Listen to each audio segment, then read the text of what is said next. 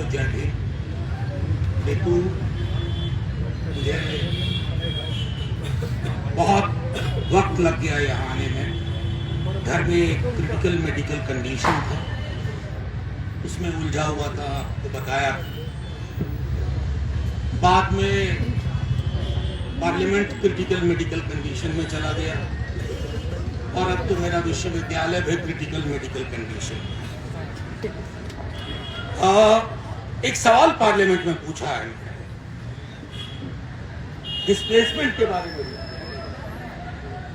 हमारे कई साथी ऋतु की तरह अभी हाल में ऋतु के बाद लक्ष्मण के साथ और कई साथी ऋतु और लक्ष्मण ही सैकड़ों की संख्या में जो 12-14 साल पढ़ा रहे थे, अपने कलम के एक झटके से वो कलम नागपुर से आई और नागपुर से आई उस कलम में स्याही भी नागपुर की, हर्फ भी नागपुर का, कोर्निश करने लगे। सब कॉलेज के कॉलेज बदल दिए गए, विभाग के विभाग में 12 साल 13 साल से काम कर रहे लोगों को हटा दिया गया।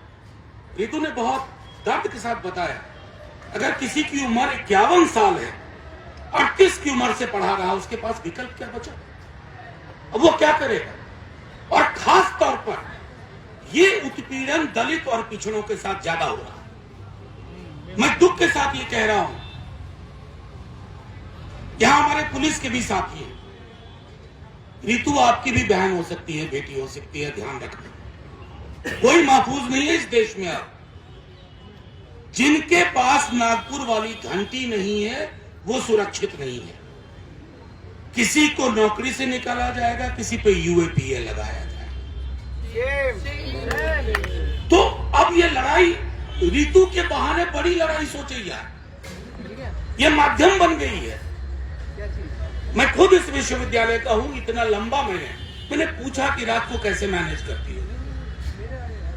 मौसम बदले, मैं कह रहा हूं मौसम बदले, आप नहीं बदले, आपके साथी नहीं बदले। ये जज्बा हम में से हर एक को रखना हो। मैंने कहा, मैंने पार्लियामेंट में क्वेश्चन डाला अपने विश्वविद्यालय के बारे में, देखो क्या जवाब देते हैं। अगर गोल गोल जवाब देंगे तो इसको और आगे ले जाऊंगा। लेकिन मैं एक बात कह देता हूं आपके माध्यम से, आप लोगों से, संसद में इतने बरस हो गए मुझको, ये सरकार संसद से नहीं डरती है, ये सड़क से डरती है।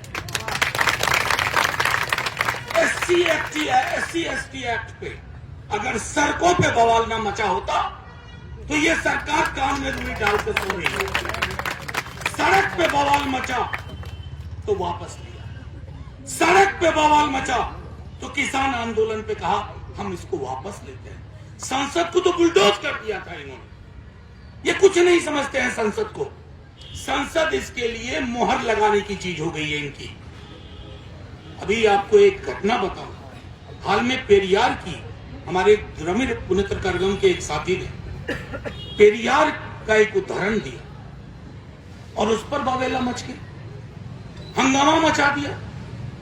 पेरियार को कोट करना, कुछ बरस पहले मैंने सच्ची रामायण कोट की थी पेरियार की, आज पेरियार को कोट करने पर हंगामा मच गया, एडजर्नमेंट की नौबत आ गई। ये वो दिन दूर नहीं, मैं डराना नहीं चाहता। आप एनिहिलेशन ऑफ कास्ट, जाति का विनाश किताब लेकर के चलेंगे तो यूएपीए लग जाएगा। वो परिस्थितियां पैदा हो रही है। फिर अगर ऋतु के संघर्ष के साथ सब लोग किसी न किसी रूप में, तो शायद ये संघर्ष आखिरी के संघर्ष होंगे इस लोकतंत्र में। मैं चुनाव वगैरह इसमें नहीं जाता, चुनाव का अपना रोल होता है, लेकिन देश में कि टायर में इतने पंक्चर हो गए हैं कि आपको टायर बदलनी होगी। पंक्चर चिप्पी लगाने से काम नहीं चलेगा। वो कौन करेगा? मैं फिर से कह रहा हूं, सड़क करे। हमारे अपने लोगों के बीच में एकता होनी चाहिए। हम भी पूजा पाठ धर्म कर्म में बटे हुए। अरे कौन सी पूजा, कौन सा पाठ, कौन सा धर्म, कौन सा कर्म। थाली में रोटी नहीं रहेगी, रितु जैसी बेटी नहीं रहेगी, तो करोगे क्या? फिर नागपुर के वो संघी कार्यालय से निकले और बाकी लोगों में कोई फर्क नहीं। एक कोशिश हो रही है कि ज्ञान की बात ना हो। ज्ञान फिर वैदिक युग की तरह 5 लोगों की मुट्ठी में रहे, वो जातियां रहे। तो ब्राह्मणवाद का विरोध है, किस बात का? वो कब्जे का वाद है, वो कब्जे का वाद है। हम ही पढ़ेंगे, हम ही पढ़ाएंगे, और कोई काबिल नहीं। तो बाबा साहब ने जो सपना देखा, जिसपे कई तब्दीलियां आई, लोग तैयार हुए, आज आपकी आंखों को वो खटक है। सवाल मेरा अब उनसे भी कम है, सवाल हमारा अपने आप से, हम सब लोगों से। क्या हम इस परिस्थिति को चलने देंगे? क्योंकि आपकी यूनिवर्सिटी, मैं जवाहरलाल नेहरू यूनिवर्सिटी देख रहा हूं, 90 की जवाहरलाल नेहरू यूनिवर्सिटी नहीं रही।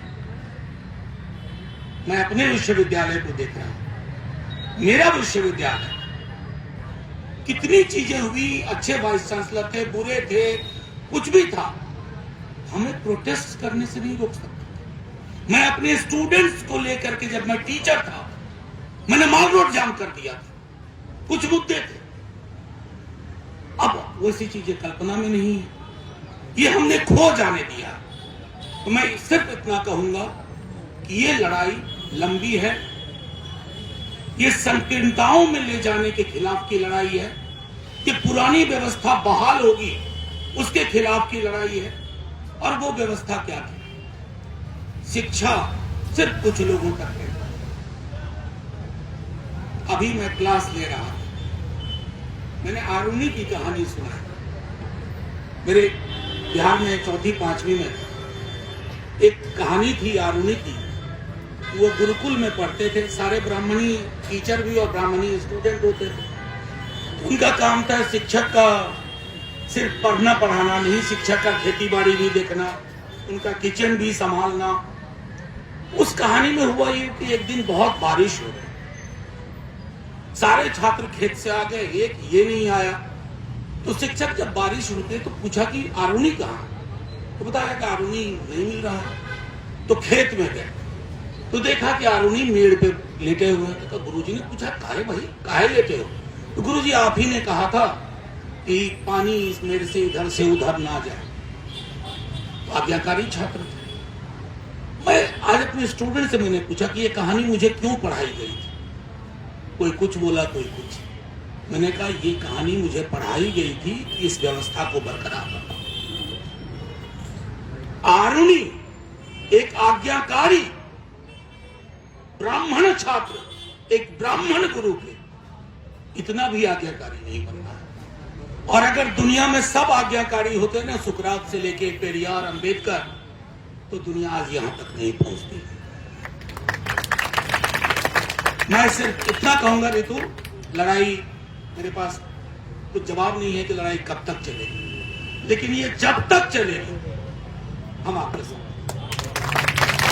और आपको कोई कमी नहीं है साथियों की। ये भी मैं कहूं, कई लोग जो नहीं आ पाते हैं यहाँ, जैसे मैंने ही कहा मेरी माँ की तबीयत ठीक नहीं थी तो मुझे वक्त लगा, तो मैंने कल बात की कि रितु आज मुलाकात रेगुलर हो ना हो, ये लड़ाई हम सड़कों पर भी ले जाएंगे, यहां रहेगी। और ये रितु या लक्ष्मण या सैकड़ों के बियॉन्ड की लड़ाई है। पुलिस वाले साथियों, ये आपके बच्चों की भी लड़ाई है। मीडिया के जो हमारे साथी हैं, ये आपके भी बहन, बेटी, भाई की लड़ाई है। कुछ बचेगा नहीं, और जब कुछ बचेगा नहीं ना, तो हम सब मिलकर के मुहर्रम के गीत गाएंगे। जय भीम, जय।